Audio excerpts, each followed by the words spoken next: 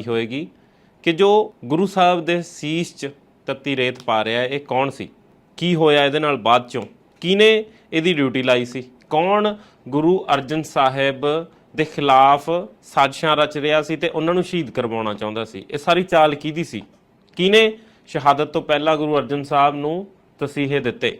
ਅੱਜ ਤੁਹਾਨੂੰ ਇਹਨਾਂ ਦੇ ਇਤਿਹਾਸ ਬਾਰੇ ਦੱਸਾਂਗੇ, ਇਹ ਜ਼ਾਲਮਾਂ ਦੇ ਇਤਿਹਾਸ ਬਾਰੇ ਦੱਸਾਂਗੇ ਕਿ ਇਹ ਗੁਰੂ ਸਾਹਿਬ ਦੇ ਸੀਸ 'ਚ ਤੱਤੀ ਰੇਤ ਪਾਉਣ ਵਾਲੇ ਨਾਲ ਕੀ ਹੋਇਆ ਸੀ, ਜਿਹਨੇ ਇਹ ਸਾਰਾ ਛੜਯੰਤਰ ਰਚਿਆ ਸੀ ਉਹਦੇ ਨਾਲ ਕੀ ਹੋਇਆ ਸੀ, ਕਿਵੇਂ ਉਹ ਕੁੱਤੇ ਦੀ ਮੌਤ ਮਰਿਆ ਸੀ।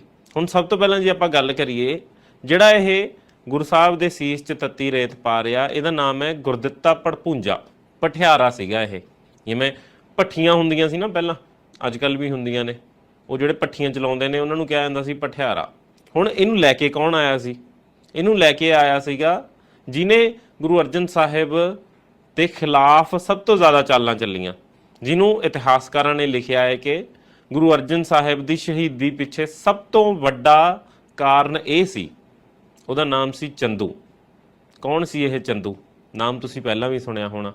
ਚੰਦੂ ਦੀ ਹੀ ਡਿਊਟੀ ਲਾ ਕੇ ਗਿਆ ਸੀ ਜਹਾਂਗੀਰ ਕਿ ਤੂੰ ਹੀ ਗੁਰੂ ਸਾਹਿਬ ਨੂੰ ਸ਼ਹੀਦ ਕਰਵਾਉਣਾ ਹੈ, ਤਸੀਹੇ ਦੇਣੇ ਨੇ, ਪਹਿਲਾਂ ਇਹ ਵੀ ਹੁਕਮ ਸੁਣਾ ਕੇ ਗਿਆ ਸੀ। ਕਿਸ ਤਰ੍ਹਾਂ ਦੇ ਇਹ ਚੰਦੂ ਜ਼ਾਲਮ ਨੇ ਗੁਰੂ ਸਾਹਿਬ ਨੂੰ ਸ਼ਹੀਦ ਕਰਨ ਤੋਂ ਪਹਿਲਾਂ ਤਸੀਹੇ ਦਿੱਤੇ, ਜੇ ਤੁਸੀਂ ਸੁਣੋਗੇ ਤੁਹਾਡੀ ਰੂਹ ਕੰਬ ਜਾਊਗੀ।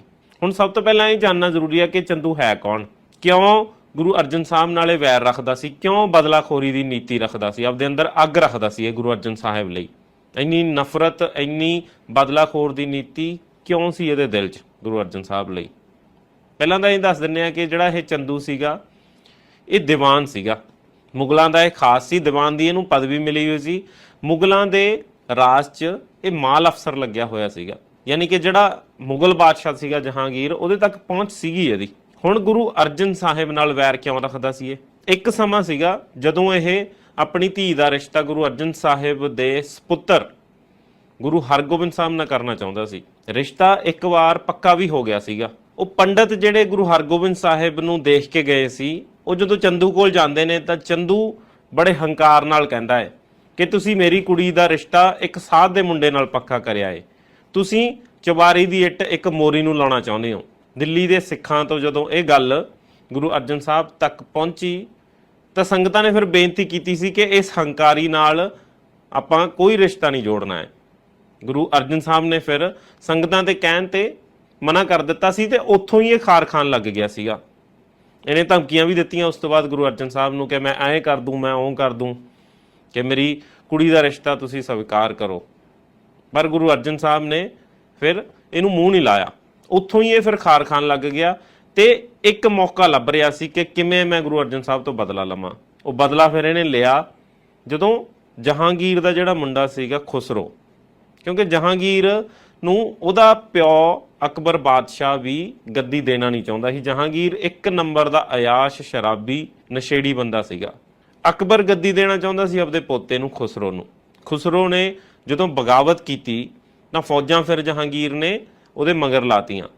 ਖੁਸਰੋ ਸੀਗਾ ਜਹਾਂਗੀਰ ਦਾ ਮੁੰਡਾ। ਖੁਸਰੋ ਫਿਰ ਉੱਥੋਂ ਬਗਾਵਤ ਕਰਦਾ ਕਰਦਾ ਦਿੱਲੀ ਤੋਂ ਲਾਹੌਰ ਵੱਲ ਨੂੰ ਆਇਆ ਤੇ ਇਹ ਚੰਦੂ ਵਰਗਿਆਂ ਨੇ ਇਹ ਗੱਲ ਬਣਾ ਲਈ ਕਿ ਖੁਸਰੋ ਗੁਰੂ ਅਰਜਨ ਸਾਹਿਬ ਕੋਲ ਗੋਇੰਦਵਾਲ ਸਾਹਿਬ ਰੁਕੇ ਆਏ ਤੇ ਗੁਰੂ ਅਰਜਨ ਸਾਹਿਬ ਨੇ ਖੁਸਰੋ ਦੀ ਮਦਦ ਕੀਤੀ ਹੈ ਤੇ ਉਹਨੂੰ 1 ਲੱਖ ਰੁਪਇਆ ਦਿੱਤਾ ਹੈ। ਕਿਸੇ ਤਰੀਕੇ ਨਾਲ ਬਾਦਸ਼ਾਹ ਦੇ ਕੰਨ 'ਚ ਇਹ ਗੱਲ ਪਾਤੀ ਇਹਨਾਂ ਨੇ। ਉਹ ਕਿਵੇਂ ਪਾਈ? ਪਹਿਲਾਂ ਤਾਂ ਬਾਦਸ਼ਾਹ ਨੂੰ ਦਿੱਲੀ ਤੋਂ ਇਹ ਕਿਸੇ ਬਹਾਨੇ ਲਾਹੌਰ ਲੈ ਕੇ ਆਏ। ਕਹਿੰਦੇ ਕਿ ਉੱਥੇ ਬੜੇ ਸੋਹਣੇ ਜੰਗਲ ਨੇ ਤੇ ਬੜਾ ਸੋਹਣੇ ਉੱਥੇ ਜਾਨਵਰ ਨੇ, ਬਹੁਤ ਵਧੀਆ ਸ਼ਿਕਾਰ ਤੁਸੀਂ ਕਰ ਸਕੋਗੇ। ਜਹਾਂਗੀਰ ਜਦੋਂ ਆਇਆ ਗੋਇੰਦਵਾਲ ਸਾਹਿਬ ਦੇ ਨੇੜੇ ਤਾਂ ਉੱਥੇ ਫਿਰ ਚੰਦੂ ਸੀਗਾ ਨਾਲ ਜਹਾਂਗੀਰ ਦੇ। ਚੰਦੂ ਨੇ ਫਿਰ ਉੱਥੇ ਜਹਾਂਗੀਰ ਨੂੰ ਗੱਲ ਕਰਦੇ ਕਰਦੇ ਕਿਹਾ ਕਿ ਇੱਥੇ ਨੇੜੇ ਇੱਕ ਸਾਧੂ ਰਹਿੰਦਾ ਹੈ ਕਿ ਉਹ ਤੁਹਾਡੇ ਖਿਲਾਫ ਚੱਲਦਾ ਹੈ। ਇੱਕ ਗੱਲ ਬਣਾ ਕੇ ਘੜ ਕੇ ਫਿਰ ਜਹਾਂਗੀਰ ਨੂੰ ਸੁਣਾਈ ਚੰਦੂ ਨੇ ਕਿ ਤੁਹਾਡਾ ਮੁੰਡਾ ਜਦੋਂ ਖੁਸਰੋ ਬਗਾਵਤ ਕਰਕੇ ਇੱਧਰ ਨੂੰ ਆਇਆ ਸੀ ਤਾਂ ਗੁਰੂ ਅਰਜਨ ਸਾਹਿਬ ਨੇ ਉਹਦੀ ਮਦਦ ਕੀਤੀ ਸੀ ਪੂਰੇ ਜ਼ੋਰ ਨਾਲ। ਉਹਨੂੰ ਤਿਲਕ ਵੀ ਲਾਇਆ ਸੀ ਤੇ ਉਹਨੂੰ ਕਿਹਾ ਸੀ ਤੂੰ ਬਾਦਸ਼ਾਹ ਬਣੇਗਾ ਤੇ 1 ਲੱਖ ਰੁਪਏ ਦੀ ਮਦਦ ਕੀਤੀ। ਇਹ ਜਿਹੜੇ ਬਾਦਸ਼ਾਹ ਹੁੰਦੇ ਸੀ ਇਹ ਕੰਨਾਂ ਦੇ ਕੱਚੇ ਹੀ ਹੁੰਦੇ ਸੀ। ਭਖਿਆ ਭਖਾਇਆ ਉੱਥੋਂ ਗਿਆ ਫਿਰ ਦਿੱਲੀ ਤੇ ਹੁਕਮ ਸੁਣਾਇਆ ਕਿ ਗੁਰੂ ਅਰਜਨ ਸਾਹਿਬ ਨੂੰ ਲੈ ਕੇ ਆਓ। ਗੁਰੂ ਅਰਜਨ ਸਾਹਿਬ ਫਿਰ ਪੇਸ਼ ਹੋਏ ਬਾਦਸ਼ਾਹ ਦੇ ਅੱਗੇ ਤਾਂ ਬਾਦਸ਼ਾਹ ਕੋਲ ਉਦੋਂ ਹੋਰ ਵੀ ਬਹੁਤ ਸਾਰੀਆਂ ਚੁਗਲੀਆਂ ਲਾਉਣ ਵਾਲੇ ਸੀਗੇ ਗੁਰੂ ਅਰਜਨ ਸਾਹਿਬ ਦੀਆਂ। ਹੁਣ ਇੰਨੇ ਵੈਰੀ ਕਿਉਂ ਸੀ ਗੁਰੂ ਅਰਜਨ ਸਾਹਿਬ ਦੇ, ਇਹ ਸੋਚਣਾ ਪੈਣਾ। ਸਭ ਤੋਂ ਪਹਿਲਾਂ ਤਾਂ ਘਰ ਦਾ ਹੀ ਵੈਰੀ ਸੀ ਇੱਕ, ਪਿਰਥੀ ਚੰਦ, ਗੁਰੂ ਅਰਜਨ ਸਾਹਿਬ ਦਾ ਵੱਡਾ ਭਰਾ, ਜਿਹੜਾ ਕਹਿੰਦਾ ਸੀ ਵੀ ਗੁਰਗੱਦੀ ਮੈਨੂੰ ਮਿਲਣੀ ਚਾਹੀਦੀ ਆ। ਉਹ ਅੱਤ ਦਾ ਵੈਰੀ ਸੀਗਾ। ਇੱਥੋਂ ਤੱਕ ਕਿ ਗੁਰੂ ਹਰਗੋਬਿੰਦ ਸਾਹਿਬ ਤੇ ਵੀ ਕਈ ਹਮਲੇ ਕਰਵਾਏ ਉਹਨੇ ਕਿ ਇਹਨਾਂ ਦੇ ਕੋਈ ਔਲਾਦ ਨਾ ਰਵੇ ਤੇ ਗੁਰਗੱਦੀ ਮੈਨੂੰ ਮਿਲੇ। ਦੂਸਰਾ ਸੀਗਾ ਚੰਦੂ। ਹੁਣ ਚੰਦੂ ਦਾ ਤਾਂ ਦੱਸ ਹੀ ਚੁੱਕਿਆ ਕਿ ਕਿਉਂ ਉਹ ਬਦਲਾਖੋਰੀ ਦੀ ਨੀਤੀ ਰੱਖਦਾ ਸੀਗਾ ਗੁਰੂ ਸਾਹਿਬ ਨਾਲ। ਇੱਕ ਸੀਗਾ ਸਰਹੰਦ ਦਾ ਸ਼ੇਖ ਸਰਹੰਦੀ। ਇਹਨੇ ਵੀ ਬੜੀਆਂ ਚਿੱਠੀਆਂ ਲਿਖੀਆਂ ਸੀ ਗੁਰੂ ਅਰਜਨ ਸਾਹਿਬ ਦੇ ਖਿਲਾਫ, ਕਿਉਂਕਿ ਅੰਦਰੋਂ ਇਹ ਇਨਸਿਕਿਉਰ ਸੀਗੇ ਕਿ ਸਾਡੇ ਇਲਾਕੇ 'ਚ ਗੁਰੂ ਅਰਜਨ ਸਾਹਿਬ ਪ੍ਰਚਾਰ ਕਰ ਰਹੇ ਨੇ ਤੇ ਲੋਕ ਸਾਡੇ ਕੋਲ ਨਹੀਂ ਆ ਰਹੇ, ਜ਼ਿਆਦਾ ਲੋਕ ਸਿੱਖ ਬਣ ਰਹੇ ਨੇ। ਦੂਜੇ ਸਖੀ ਸਰਵਰੀਏ, ਉਹਨਾਂ ਦਾ ਬਹੁਤ ਪ੍ਰਭਾਵ ਸੀਗਾ। ਉਹ ਵੀ ਇਸ ਕਰਕੇ ਲੱਗਦੇ ਸੀ ਗੁਰੂ ਅਰਜਨ ਸਾਹਿਬ, ਕਿਉਂਕਿ ਗੁਰੂ ਅਰਜਨ ਸਾਹਿਬ ਵੇਲੇ ਸਿੱਖੀ ਦਾ ਪ੍ਰਚਾਰ ਇੱਕ ਨੈਕਸਟ ਲੈਵਲ ਤੇ ਚਲਿਆ ਗਿਆ ਸੀ। ਪੁਰਾਣੇ ਇਤਿਹਾਸਕਾਰ ਵੀ ਲਿਖਦੇ ਨੇ ਕਿ ਪਹਿਲੇ 4 ਗੁਰੂ ਸਾਹਿਬਾਨਾਂ ਵੇਲੇ ਜਿੰਨੇ ਸਿੱਖ ਬਣੇ ਨੇ ਉਸ ਤੋਂ ਕਿਤੇ ਜ਼ਿਆਦਾ ਸਿੱਖ ਗੁਰੂ ਅਰਜਨ ਸਾਹਿਬ ਦੇ ਵੇਲੇ ਬਣੇ ਨੇ।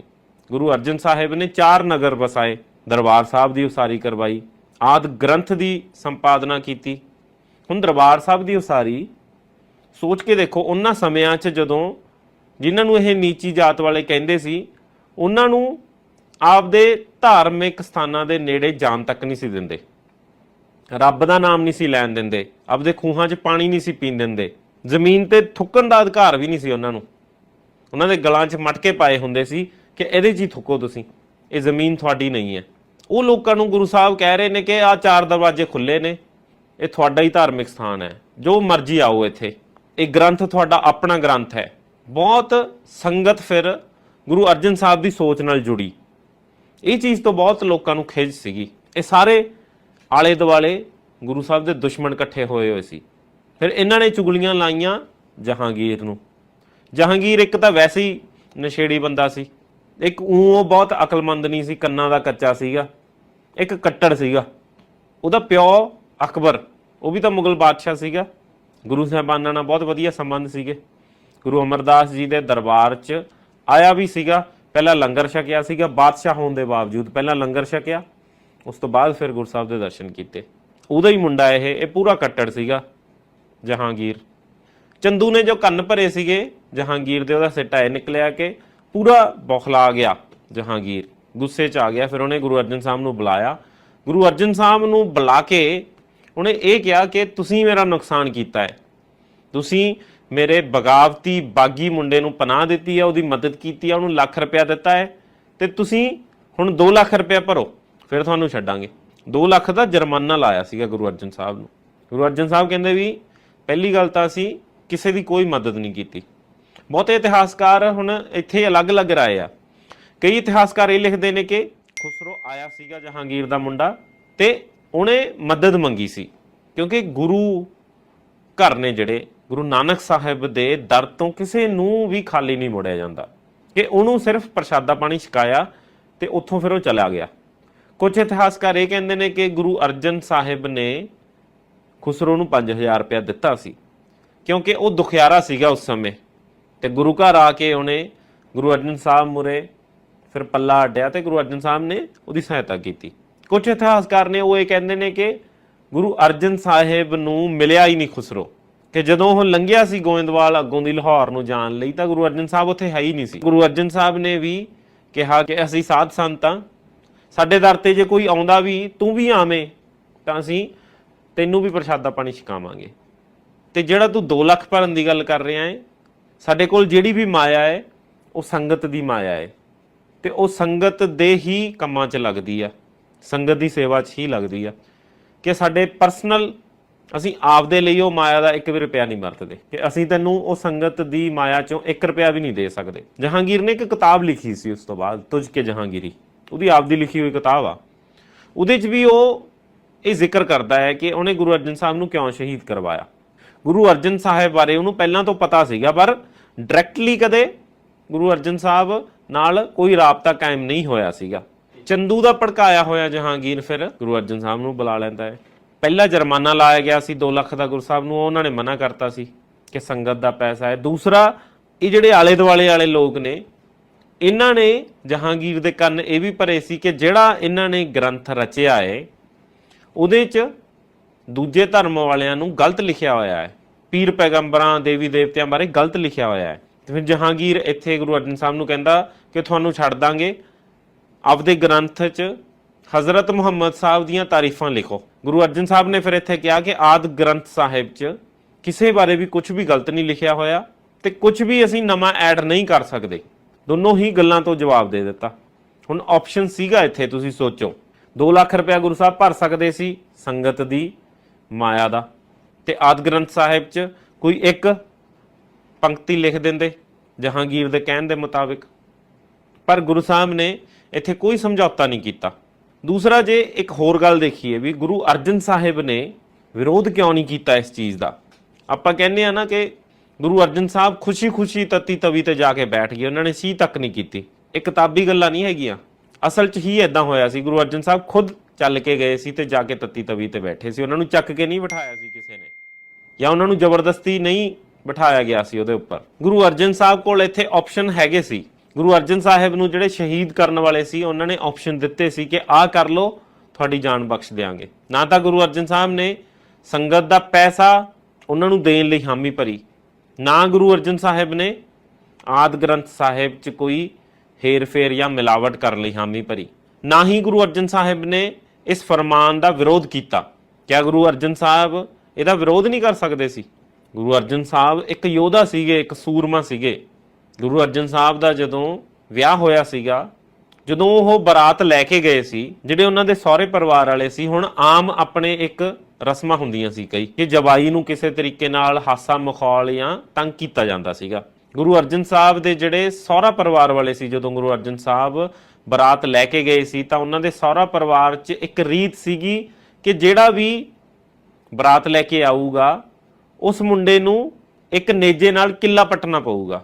ਗੁਰੂ ਅਰਜਨ ਸਾਹਿਬ ਵੇਲੇ ਉਹਨਾਂ ਨੇ ਕੀ ਕੀਤਾ ਕਿ ਇੱਕ ਦਰਖਤ ਸੀਗਾ, ਉਹ ਦਰਖਤ ਦਾ ਤਣਾ ਵੜਤਾ, ਜੜਾਂ ਉਹਦੀਆਂ ਜ਼ਮੀਨ 'ਚ ਹੀ ਸੀਗੀਆਂ, ਤੇ ਗੁਰੂ ਅਰਜਨ ਸਾਹਿਬ ਨੂੰ ਕਿਹਾ ਗਿਆ ਕਿ ਆਹ ਸਾਡੇ ਰਿਵਾਜ ਆ, ਨੇਜੇ ਨਾਲ ਇਹ ਕਿੱਲਾ ਪੱਟੋ। ਕਿੱਲਾ ਤਾਂ ਹੈ ਨਹੀਂ ਸੀ, ਉਹ ਤਾਂ ਦਰਖਤ ਸੀ, ਉਹਦੀਆਂ ਜੜਾਂ ਵੀ ਜ਼ਮੀਨ 'ਚ ਸੀ। ਜਿੰਨਾ ਉਹ ਤਣਾ ਉੱਪਰ ਸੀਗਾ ਉਸ ਤੋਂ 2 ਗੁਣਾ 3 ਗੁਣਾ ਉਹਦੀਆਂ ਜੜਾਂ ਜ਼ਮੀਨ 'ਚ ਸੀਗੀਆਂ। ਤਾਂ ਗੁਰੂ ਅਰਜਨ ਸਾਹਿਬ ਆਪਣੇ ਘੋੜੇ ਤੇ ਚੜ੍ਹਦੇ ਨੇ ਤੇ ਨੇਜੇ ਦੇ ਇੱਕੋ ਵਾਰ ਨਾਲ ਹੀ ਜੜਾਂ ਸਮੇਤ ਉਹ ਦਰਖਤ ਦਾ ਤਣਾ ਪੱਟ ਕੇ ਮਾਰਦੇ ਨੇ। ਪਰ ਇੰਨੇ ਬਲਸ਼ਾਲੀ ਸੀਗੇ ਗੁਰੂ ਅਰਜਨ ਸਾਹਿਬ। ਕਿਆ ਉੱਥੇ ਵਿਰੋਧ ਨਹੀਂ ਕਰ ਸਕਦੇ ਸੀ? ਕਿਆ ਉੱਥੇ